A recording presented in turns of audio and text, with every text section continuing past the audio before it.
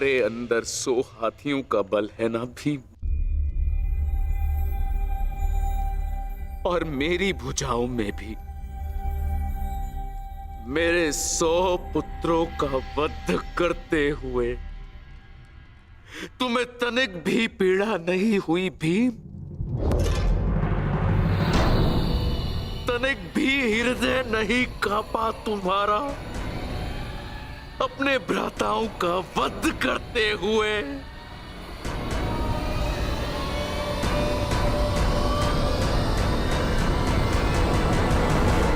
दुर्योधन,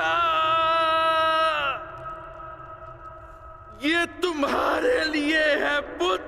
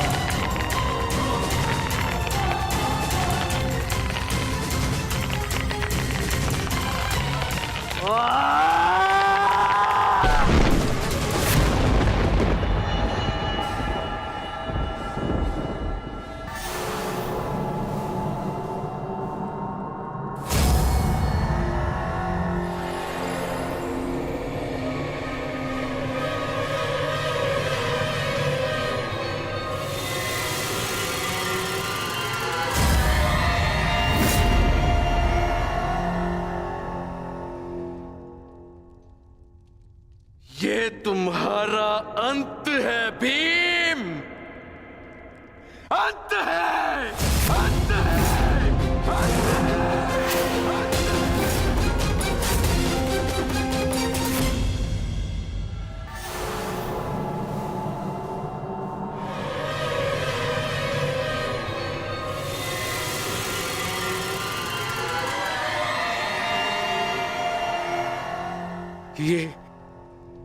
ये मैंने क्या कर दिया? मैं भी पुत्र हंता हो गया। ये मैंने क्या कर दिया देव? भ्राता पांडु,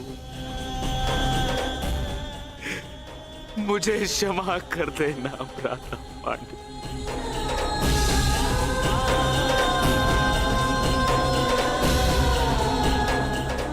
प्रतिशोध की ज्वाला ने मेरे विवेक को हर लिया। क्षमा कर मुझे।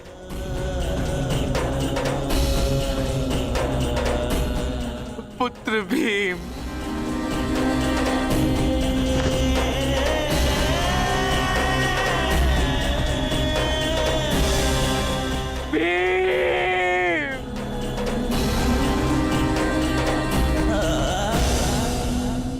आपने उचित कहा महाराज। जब मनुष्य का विवेक हर जाता है तो उसके पांव स्वतः ही पाप की ओर बढ़ जाते हैं। किंतु अभी समय नहीं आया है महाराज कि आप अपने भाई से क्षमा मांगे।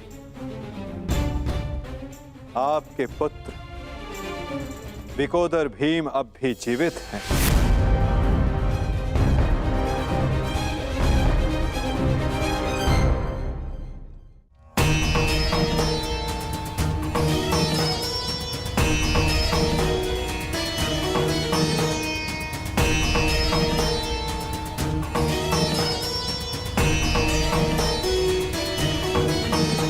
एक विवेकहीन निर्णय ने द्यूत रचा, दूसरे विवेकहीन हठ ने पांचाली का चीर हरण किया।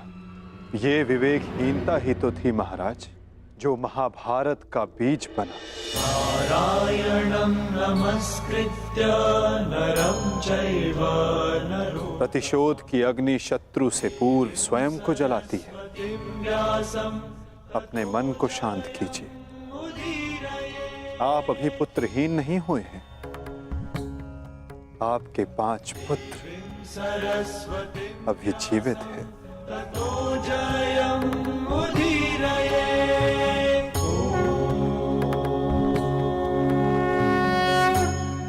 अपने मन की अग्नि को शांत कीजिए। किंतु मेरे मन की अग्नि शांत नहीं होगी वासुदेव।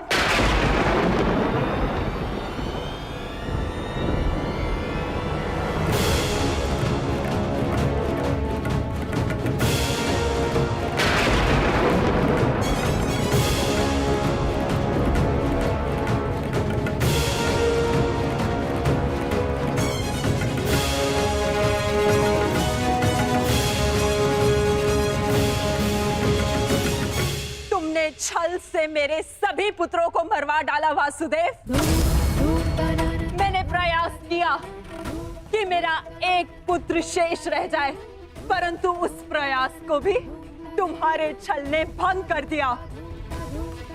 श्री बलराम को भी अपने कपट में उलझाकर मौन करवा दिया तुमने, परंतु इस माता की ममता अब मौन नहीं रह सकती।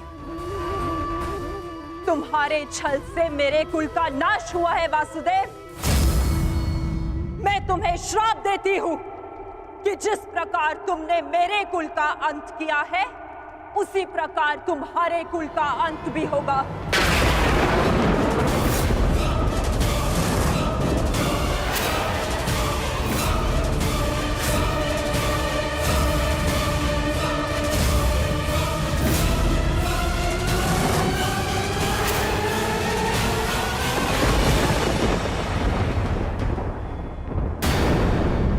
देती हूं कि जिस प्रकार तुमने मेरे कुल का अंत किया है, उसी प्रकार तुम्हारे कुल का अंत भी होगा।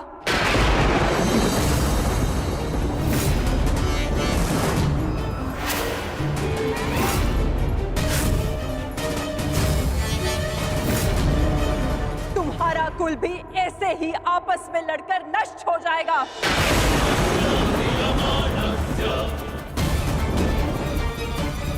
मैं भाग्यशाली हूँ कि मेरे नेत्रों पर पट्टी बंधी है और मैं ये सब नहीं देख पाई, परंतु तुम ये महाविनाश अवश्य देखोगे। तुम स्वयं अपने कुल के महाविनाश का प्रारंभ करोगे वासुदेव।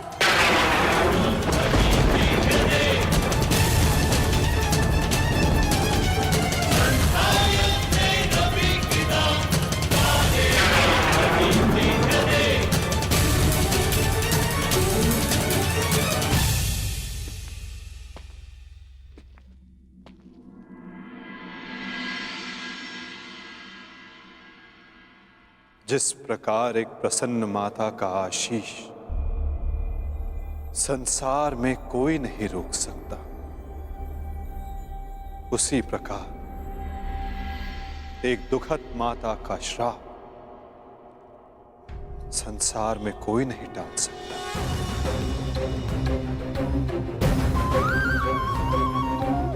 मुझे आपका श्राप स्वीकार है माते।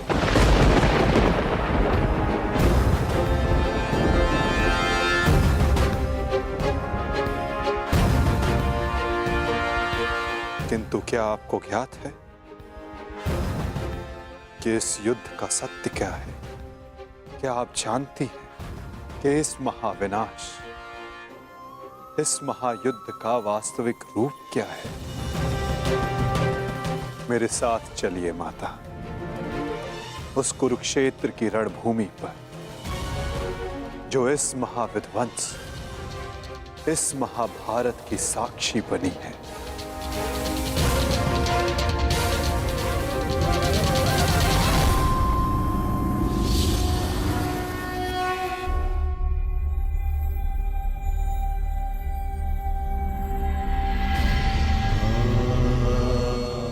ये दुर्गंध कैसी वासुदेव? ये दुर्गंध उन वीरों के शवों की है जिन्होंने इस महायुद्ध में अपना बलिदान दिया है माता, परंतु जिन्हें अंतिम संस्कार का अवसर भी ना मिला। ये दुर्गंध यहाँ हुए भीषण संहार के एक एक क्षण का अनुभव करा रही है मुझे। तुमने छल से मेरे एक एक पुत्र का वध कराया है वासुदेव। अपने दिए गए श्राप पे मुझे कतई भी पश्चाताप नहीं है। इस युद्ध से किसी को कुछ प्राप्त नहीं हुआ। ये युद्ध सबके लिए दुर्भाग्य ही साबित हुआ है और तुम्हारे लिए भी ये दुर्भाग्य ही साबित होगा। और आज मेरे श्राप के रूप में तुम भी उस युद्ध से दुर्भाग्य ही लेकर जाओगे। जब आप मुझे अपराधी मान ही चुकी हैं, जब आप मुझे दंड दे ही चुकी हैं, तो आप मेरा कोई स्पष्टीकरण भी स्वीकार नहीं करेंगी माते।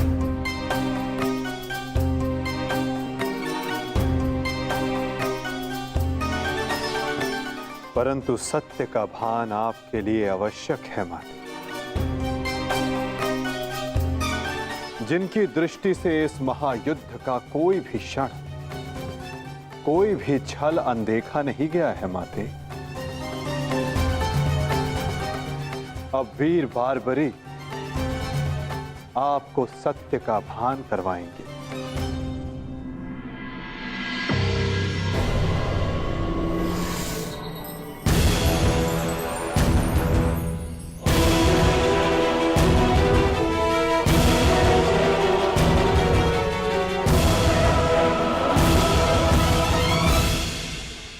अब आपके समक्ष वीर बार्बरीक है गांधार पुत्री,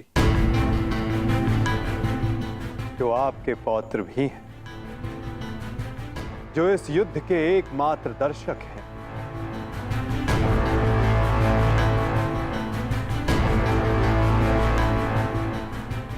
वो बार्बरी जिन्होंने अपना शीश दान किया और अमर हो गए।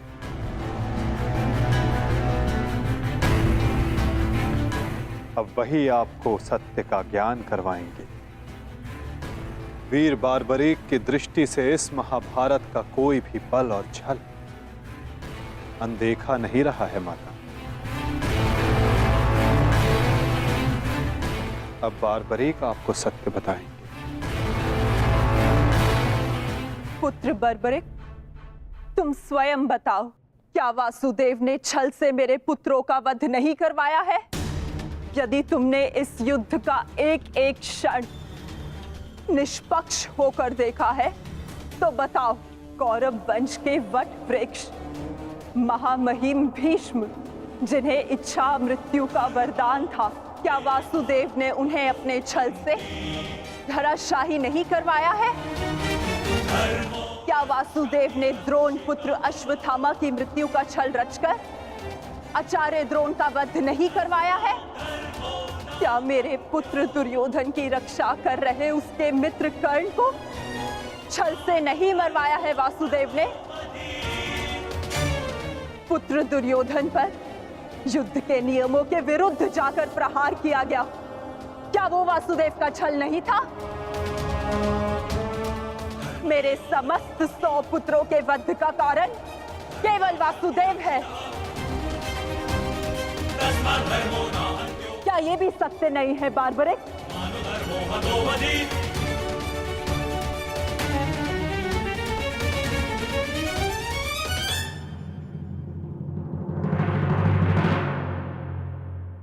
मैं आपसे सहमत हूं माते। ये सब स्वयं वासुदेव ने करवाया।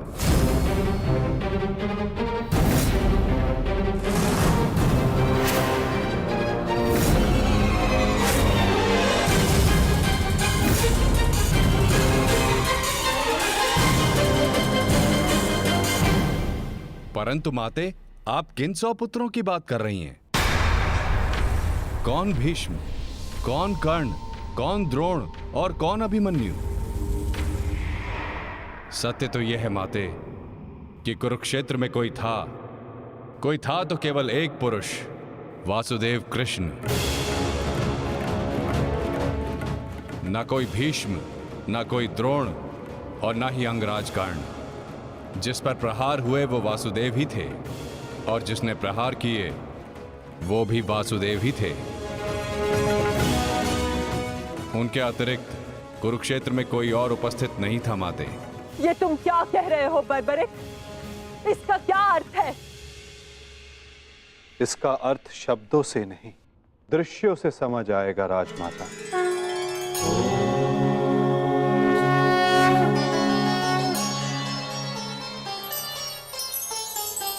नारायणं नमस्कृत्य इस युद्ध के प्रारंभ से अंत तक हर प्रहार मैंने किया और हर प्रहार मैंने ही सहा। व्यासं ततो जयमुदीरये देवीं सरस्वती धर्म स्थापना के लिए धनुष, गदा, खड़ग ये सब मैंने ही उठाए और इन सारे अस्त्रों का हर एक प्रहार मैंने ही सहा।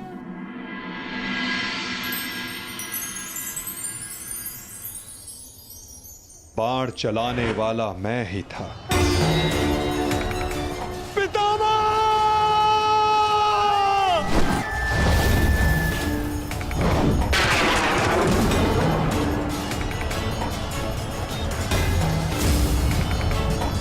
और उस बाण को अपने शरीर पर लेने वाला भी मैं ही था।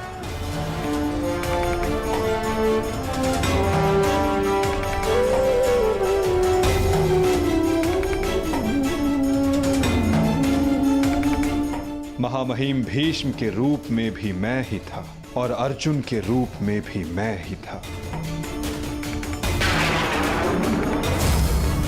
और सरशैया पर लेटने वाला भी मैं ही था। अभिमन्यु बनकर चक्रव्यूह मैंने ही तोड़ा।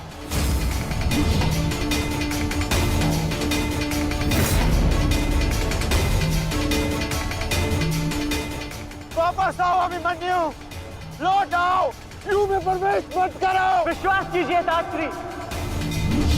मैं इस चक्रव्यूह को तोड़ सकता हूं और यदि मेरा सर कट भी जाए तब भी आपका सर गर्व से उठा रहेगा।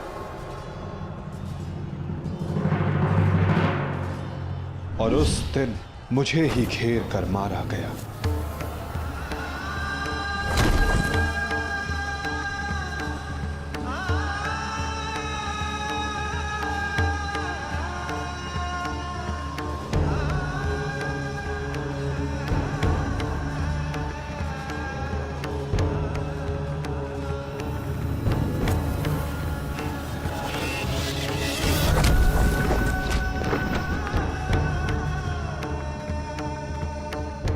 वो मैं ही था जिसने द्रोणाचार्य से कहा कि अश्वत्थामा मारा गया। आपने बिल्कुल सही सुना आचार्य द्रोण। अश्वत्थामा मारा गया। द्रोणाचार्य के रूप में अस्त्र त्यागने वाला भी मैं ही था।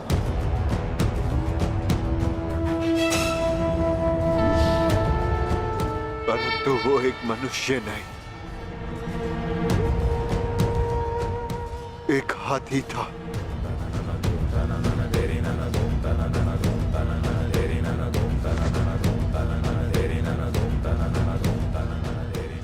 अश्वत्थामा! और धृष्टद्युम्न बनकर मैंने ही स्वयं पर प्रहार किया।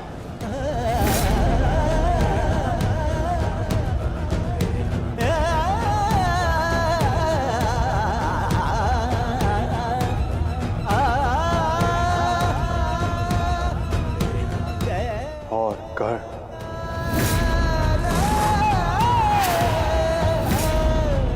कर्ण के रूप में मैंने ही अपना कवच अपने शरीर से अलग किया।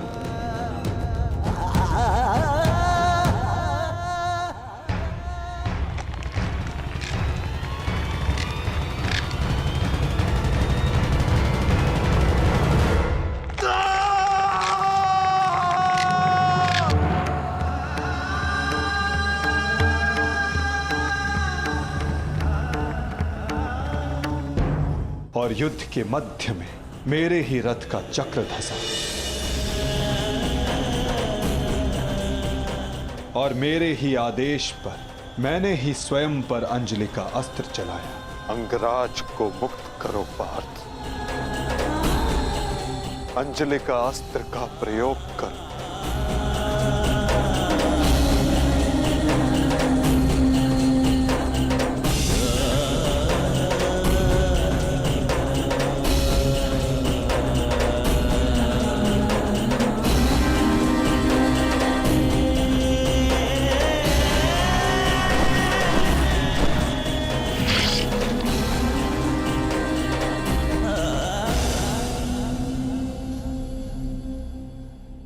दुर्योधन के रूप में मेरी ही जंघा पर प्रहार करके मेरा ही अंत किया गया।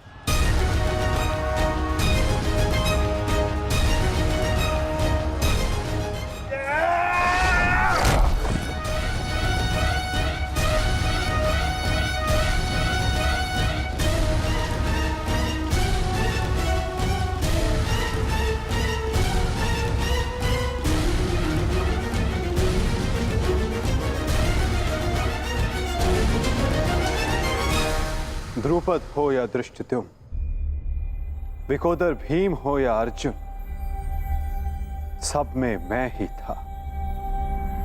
मैं ही विजयी हुआ और मैं ही पराजित हुआ।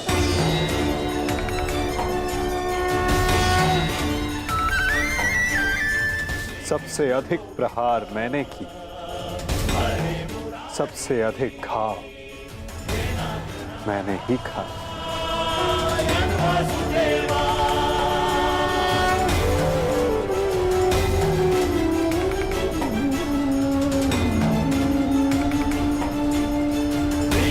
गोविंद हरे मुरारी। 18 दिनों के इस महासंहार हर बार मृत्यु मेरी ही हुई। गिरता था जो घायल होकर रणभूमि में, वो मैं ही था। अश्वत्थामा के अंगों से रक्त पीप श्वेत बनकर मैं ही युग युगांतर तक भटकूंगा। जीवन मैं तो मृत्यु भी मैं ही।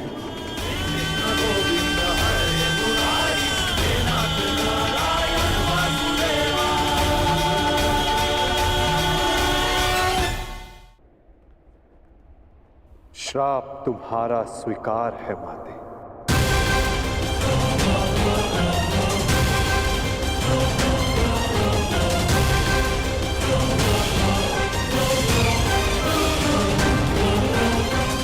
परंतु जब सब आपने किया तो ये माया क्यों मेरे वासुदेव?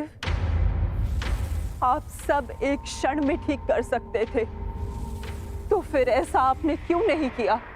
फिर उन प्रतिज्ञाओं का क्या होता माते, जो सबने ली थी?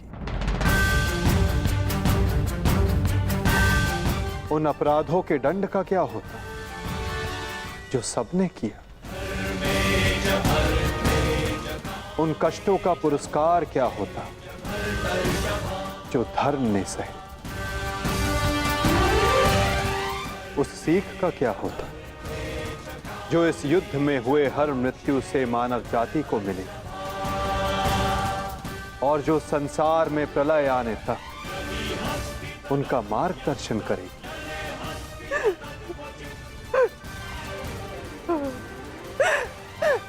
मुझे क्षमा कर दीजिए वासुदेव। मेरा श्राप वापस नहीं लिया जा सकता,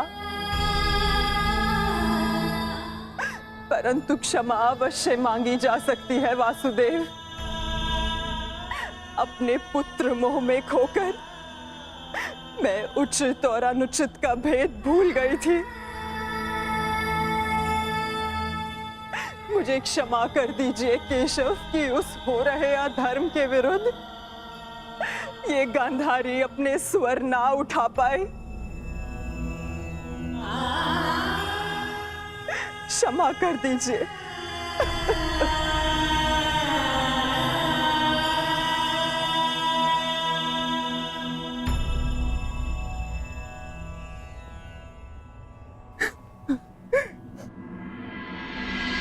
नहीं माते, किसी का अंत किसी के श्राप से नहीं होता। यदि किसी का अंत होता है तो स्वयं के पापों से। यदि यदुवंश का अंत होगा तो आपके श्राप से नहीं माते, अपितु स्वयं के पाप कर्मों से।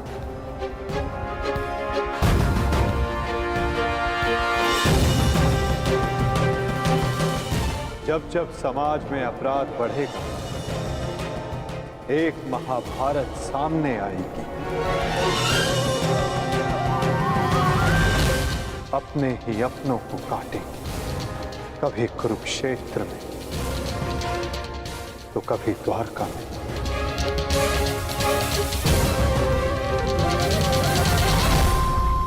माते, यदि आप कुछ करना चाहती हैं तो अपने मन के इस प्रतिशोध की अग्नि को शांत कीजिए और पांडवों को आशीष दीजिए। युधिष्ठिर का राज्य अभिषेक करवाइए और धर्म स्थापना में आपका ये योगदान और आपका आशीष आवश्यक है माते।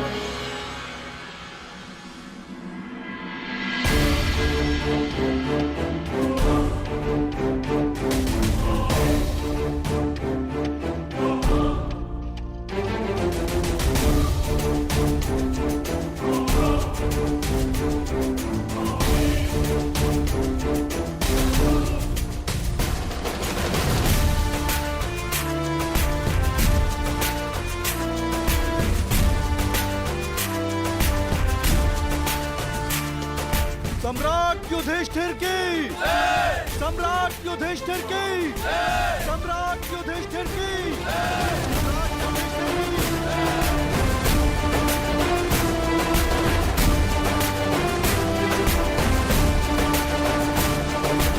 धर्मराज, केवल एक ही वीर था जो परिवर्तन के लिए अंतिम श्वास तक लड़ा। महारथी सूर्य पुत्र कर्ण।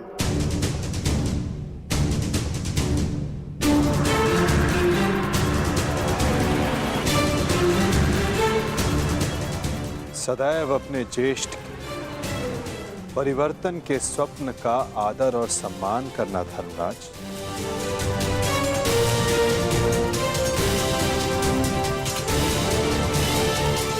सम्राट पद पर स्थापना के पश्चात मैं पहली घोषणा करता हूं,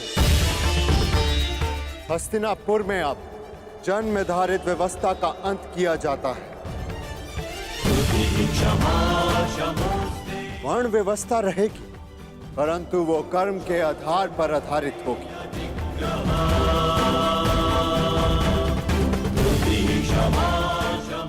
सूत हो या शूद्र हो, सबको शिक्षा का समान अधिकार दिया जाएगा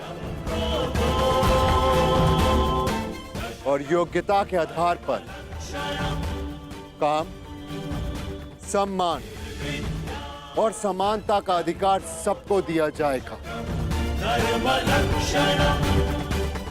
यही धर्म स्थापना की नींव है और यही परिवर्तन का प्रारंभ।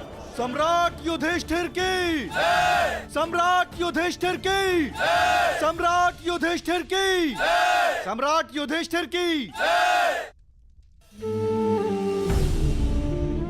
मुझे विश्वास है कि मेरे पश्चात परिवर्तन का अध्याय प्रारंभ होगा।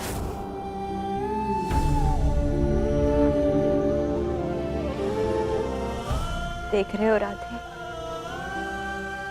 तुम्हारे मन चाहे परिवर्तन का प्रारंभ हो चुका है। महाभारत के इस महायुद्ध में 18 अश्वनी सेना और बहुत से महारथियों ने अपने प्राणों का त्याग किया है। मैं उन वीरों के परिवारों को नमन करता हूं।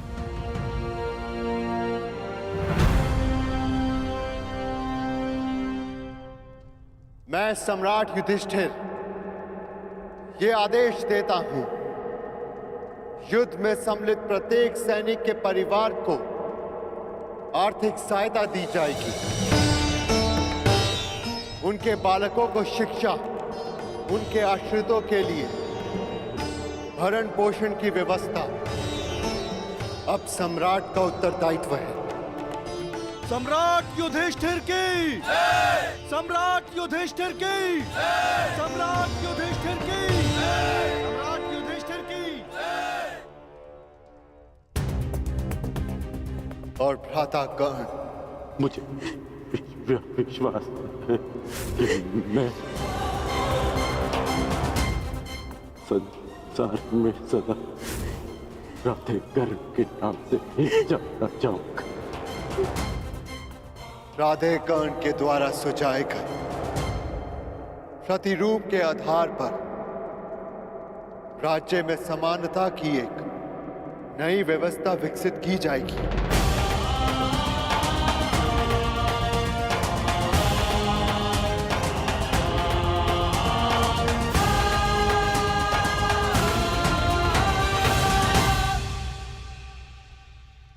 युधिष्ठिर और अन्य पांडवों ने अपने ज्येष्ठ कर्ण के दिखाए परिवर्तन के मार्ग पर चलते हुए एक धर्म राज्य का निर्माण किया। अर्जुन का लक्ष्य अब केवल एक महान व्यवस्था की स्थापना थी। 100 कौरवों का नाश कर देने वाले भीम ने भी अब निर्माण की भागदौड़ संभाल ली थी और नकुल सहदेव अपनी माता कुंती, गांधारी और बुजुर्ग हो चले धृतराष्ट्र की सेवा में लगे थे। हर ओर धर्म था, संपन्नता थी, आनंद था, परंतु अतीत से छूटा एक बाण परीक्षा बनकर भारत के भविष्य पर मंडरा रहा था।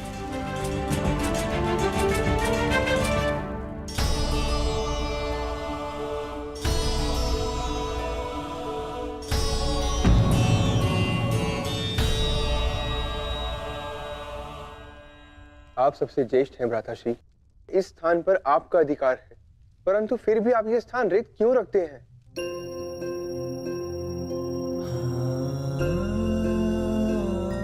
नहीं नकुल, ये स्थान मेरा नहीं। भ्राता कर्ण हम सबसे ज्येष्ठ हैं और सर्वप्रथम इस स्थान पर सिर्फ उनका अधिकार है।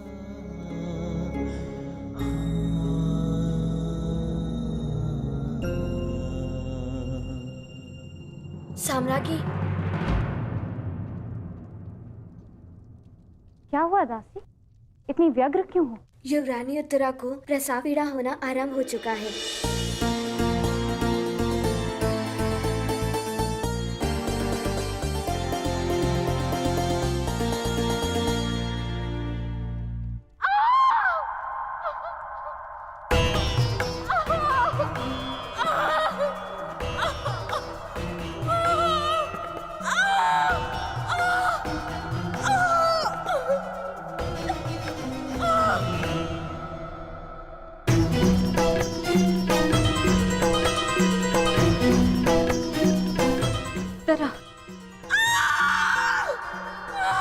ज्येष्ठ, माता कहाँ है? माते,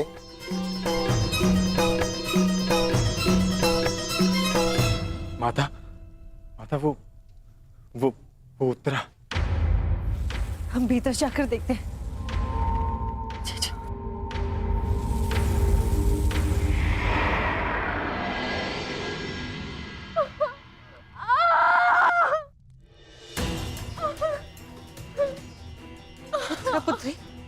साहस रखो।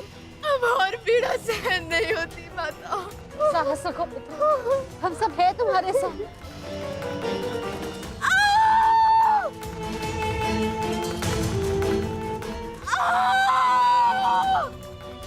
माता, प्रसव पीड़ा तो सबको होती है, परंतु उत्तरा के लक्षण गंभीर हैं।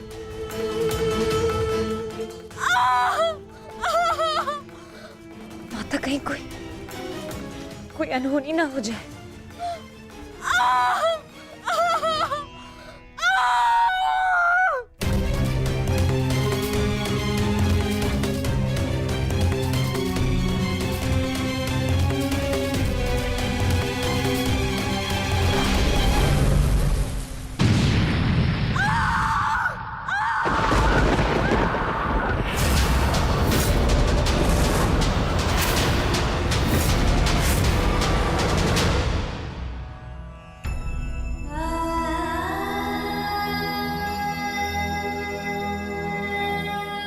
ये क्या अनर्थ हो गया?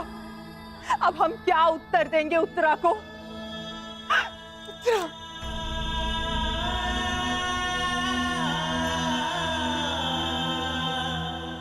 क्या अनर्थ कर दिया अश्वत्थामा ने। एक ब्राह्मण होने के पश्चात प्रतिशोध की अग्नि में वो इतना अंधा हो गया। एक शिशु पर ब्रह्मास्त्र चलाने से पूर्व उसे तनिक भी दया नहीं आई।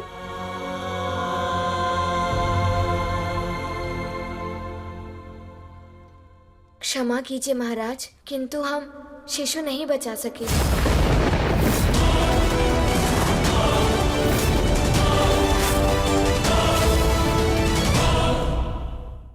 ये क्या अनर्थ हो गया? ये सब मेरे कर्मों का फल है। हे नारायण, उस बालक की सहायता करिए। इसमें उस बालक का कोई दोष नहीं है। हे नारायण, सहायता करिए। माधव,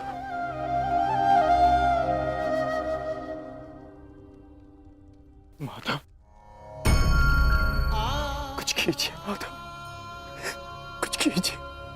मैं आपसे विनती करता हूँ, हमारे वंश के अंतिम बीज की रक्षा कीजिए, अन्यथा हमारा वंश समाप्त हो जाएगा।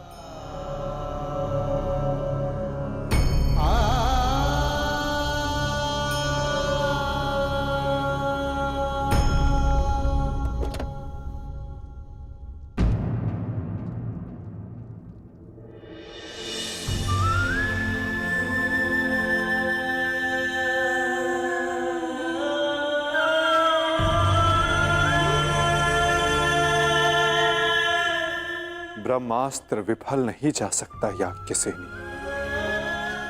ब्रह्मास्त्र का संधान हुआ है तो उसका परिणाम निकलना भी निश्चित है।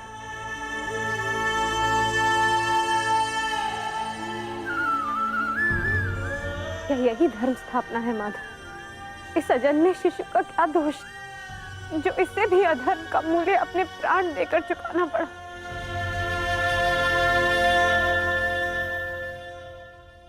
एक पापी के पाप का फल निरीह उत्तरा क्यों भुगतेगी?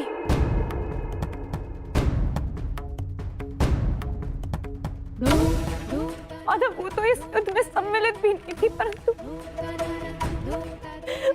इस युद्ध में उसने अपना सब कुछ खो दिया। अपने पिता, अपना भाई, अपना पति और अब अपना पुत्र।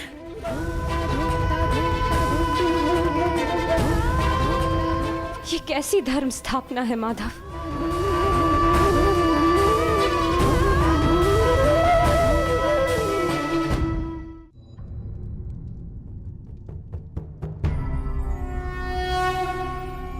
यदा यदा हि धर्मस्य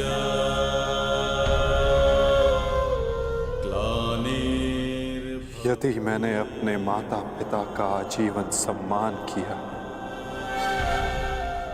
यदि मैंने अपने गुरु की गुरु दक्षिण संपूर्ण मन से दी, यदि मेरे जीवन का हर कार्य का उद्देश्य शुभ रहा है,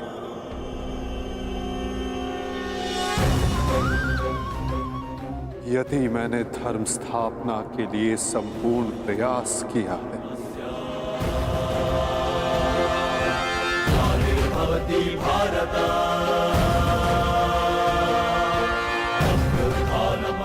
तो ये बालक अभी और इसी क्षण श्वास ले।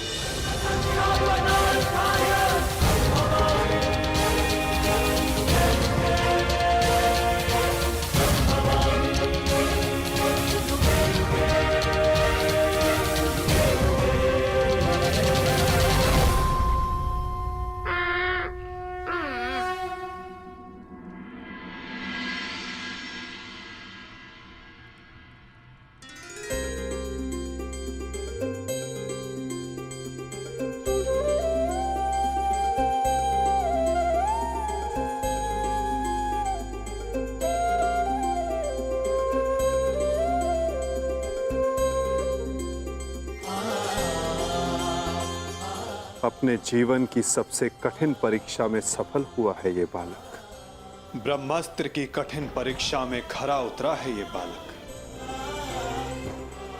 जो धर्म स्थापना का मुख बनेगा।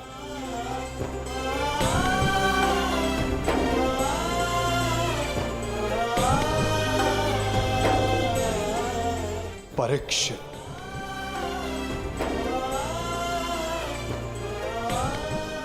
हाँ याज्ञसेनी, इस बालक का नाम परीक्षित होगा।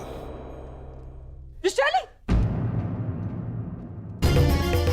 विशाली! विशाली! विशाली, पुत्र विशाली।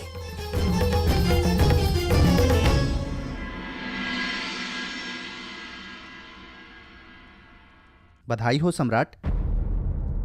देवी वृषाली माता बनने वाली हैं।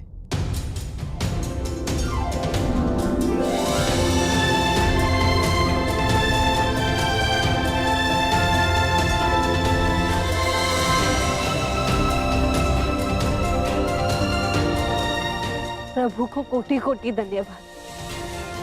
आज एक दिन में दो शुभ समाचार मिले। अब परिवर्तन के दो सूर्य चमकेंगे हस्तिनापुर।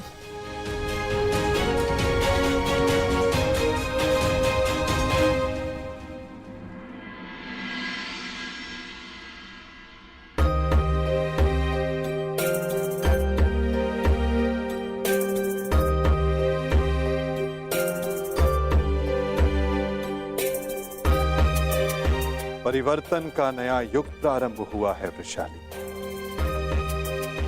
प्रसन्न हो जा कि सूर्य पुत्र को तर्पण देने वाला इस संसार में आने वाला है।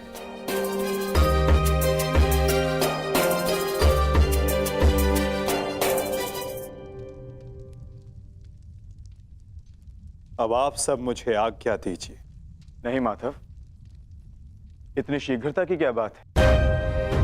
परीक्षित के 6वें संस्कार तक रुक जाइए। द्वारका प्रस्थान करने का समय आ गया है पार्थ। क्या हुआ माधव? सब ठीक तो है ना? नए परिवर्तन का प्रारंभ हुआ है पार्थ, और परिवर्तन और नाश दोनों एक दूसरे से जुड़े होते हैं, और किसी के अंत का प्रारंभ होना अभी शेष है।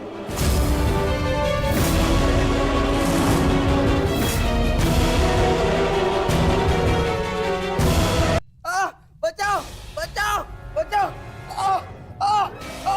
बचाओ! बचाओ! मैं तेरा अंत कर दूंगा। जानता है मैं कौन हूं? मैं हूं इस द्वारिका का भविष्य। सांब!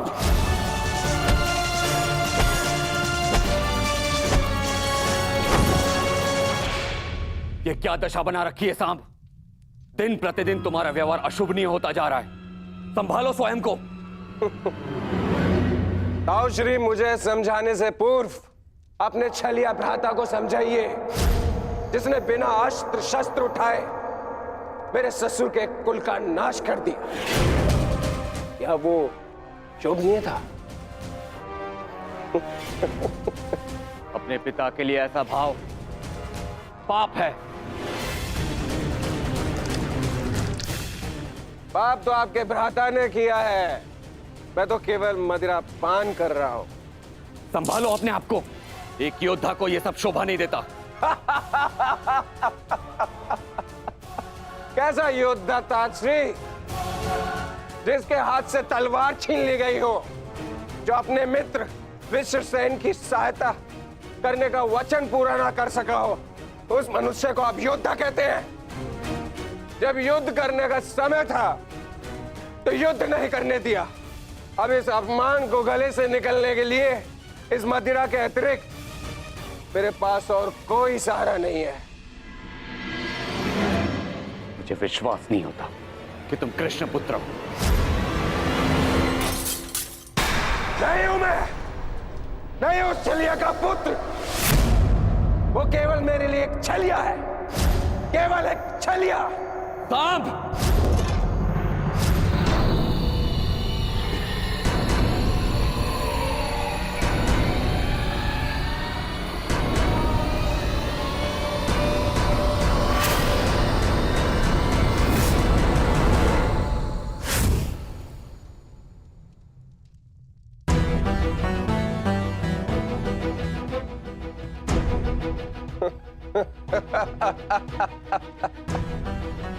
आइए आइए आइए द्वारिकाधीश, आइए।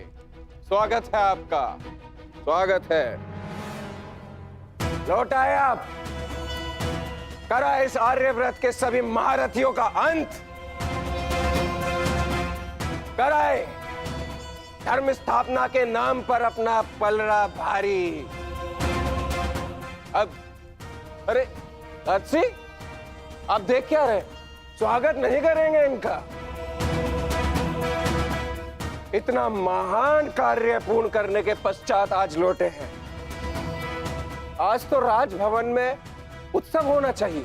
पांचाल, काशी, मगध, छेदी, सभी महाजनपदों के महान शासकों का अंत करवा डाला, सिर्फ धर्म स्थापना के नाम पर। अब क्या बचा पूरे भारतवर्ष में? पूरे भारतवर्ष में सिर्फ दो महान राज्य। पहला द्वारिका, दूसरा हस्तिनापुर। और हस्तिनापुर का महान शासक धर्मराज युधिष्ठिर पहले से ही अपने चारों भाइयों के साथ इनके तलवे चाटता है।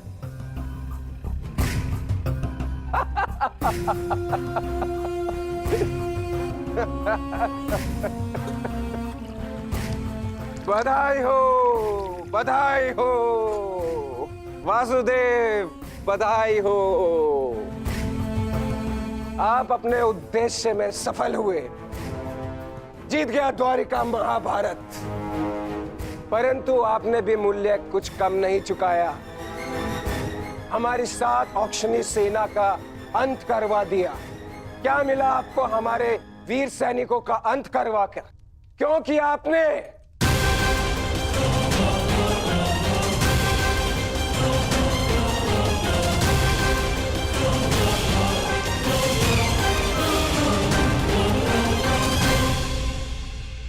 उन सैनिकों ने केवल अपने कर्तव्य का पालन किया था सांब। युद्ध लड़ा, अनेकों को मारा और स्वयं वीर गति को प्राप्त हो गए। उन्होंने तो स्वर्ग की सीढ़ियां पा ली सांब। परंतु तुमने अपने साथ क्या किया है पुत्र? तुमने तो स्वयं के जीवन को ही नर्क बना डाला है। तुमने वचन दिया था ना दुर्योधन और लक्ष्मण को कि महाभारत के युद्ध में तुम नारायणी सेना का नेतृत्व करोगे। तो क्यों नहीं बचाया अपनी सेना को? क्यों छोड़ आए अपने मित्र को अकेला युद्ध में? क्यों साथ नहीं दिया अपने मित्र का साथ? केवल अपने प्राण बचाने के लिए? यदि मैं अपने मित्र की सहायता नहीं कर सका तो केवल आपके कारण। आपने रोका था मुझे। मैंने तुम्हें रोका नहीं था साम, केवल विकल्प दिए थे। विकल्प? विकल्प की आड़ में आपने मुझे भयभीत किया था। भयभीत नहीं किया था साम, मैंने केवल तुम्हें यदुवंशी के नियम स्मरण करवाए थे कि यदि नारायणी सेना परास्त होती तो उसके साथ नारायणी सेना का सेनापति अपनी उपाधि खो देता है। विकल्प मैंने अर्जुन और दुर्योधन को भी दिए थे। दुर्योधन ने युद्ध करना चुना और अर्जुन ने धर्म स्थापना, और तुमने युद्ध में भाग ना लेना चुना साम।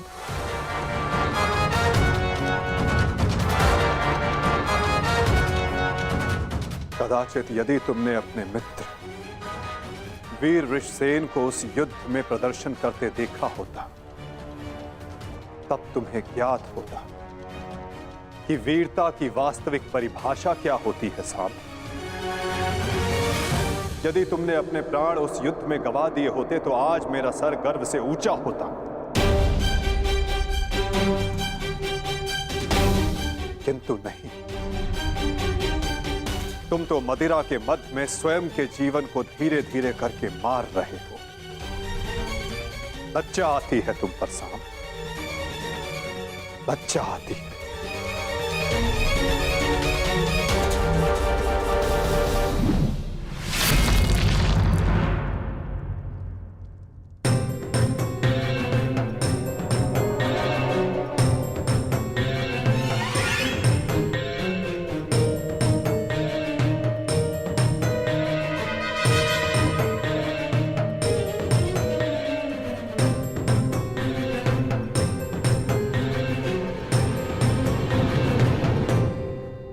प्रणिपात पिताश्री।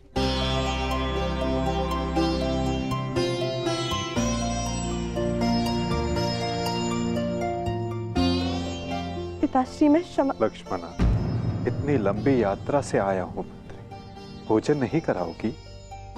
जी पिताश्री।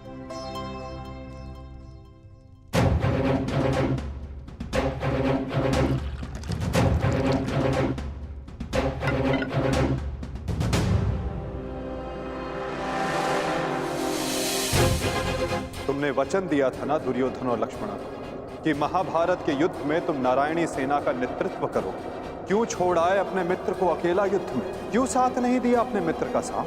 केवल अपने प्राण बचाने के लिए। यदि तुमने अपने प्राण उस युद्ध में गवा दिए होते तो आज मेरा सर गर्व से ऊंचा होता। लज्जा आती है तुम पर साम, लज्जा आती है। अपने क्रोध को शांत करो साम। कैसे करूं मैं खुद को शांत?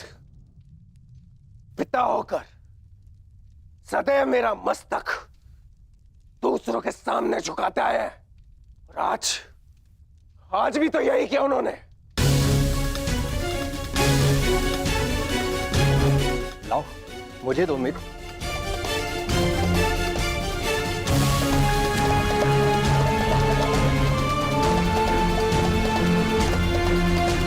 लो पियो।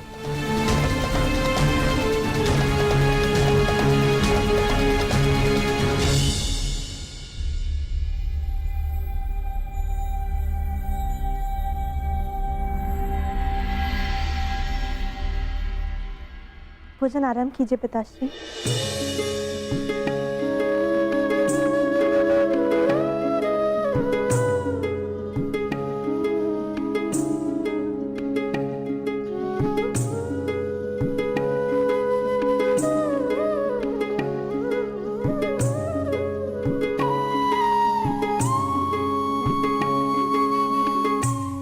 पिताश्री, क्या आप मुझे मेरे पिता के विषय में कुछ बता सकते हैं?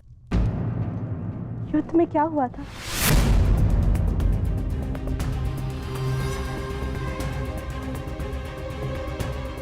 निसंदेह तुम्हारे पिता एक वीर और कुशल योद्धा थे पुत्र, और उन्होंने युद्ध में अलौकिक साहस दिखाया। निश्चित रूप से तुम्हारे पिता से बड़ा गदाधारी इस संसार में और कोई नहीं था पुत्री।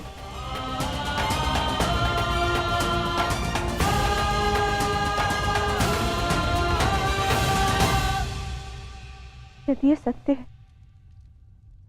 तो उन्हें ये संसार छोड़ के क्यों जाना पड़ा पिताश्री? हमारे कर्म और हमारे चयन हमारी नियति निर्धारित करते हैं। कुछ भावों में और कुछ वस्तुओं में अधर्म का वास होता है।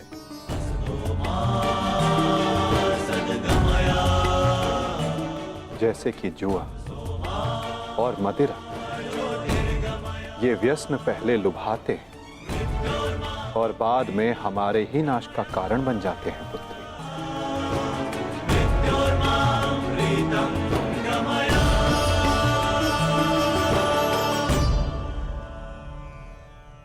लो मित्र, पियो।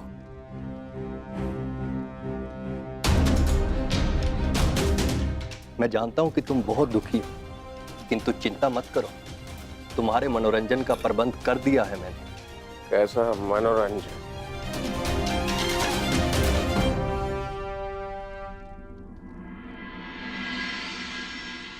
लक्ष्मणा, सदैव स्मरण रखना पुत्री, जब जब मनुष्य पर मद और जुए का प्रभाव बढ़ेगा